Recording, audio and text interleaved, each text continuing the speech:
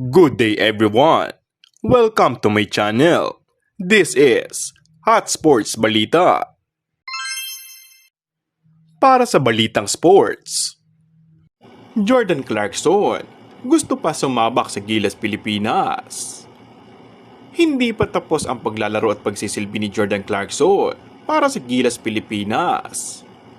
Ito ang inihayag ng dating NBA Sixth Man of the Year at Filipino-American na si Clarkson matapos tanungin sa naisin nito na muling isuot ang uniforme ng Pilipinas at maglaro sa ilalim ng liderato ni National Team Coach Tim Cone.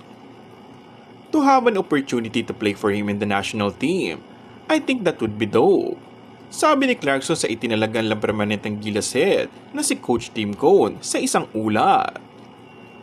Matatanda ang una nang naglaro si Clarkson para sa Pilipinas sa Asian Games sa ilalim ni dating national coach Yeng Guiao at naging pamilyar kay Cone noong 2023 World Cup sa Manila na kung saan ang kasalukuyang Barangay Ginebra coach ay nagsilbing assistant at consultant sa former Gilas head coach na si Chot Reyes.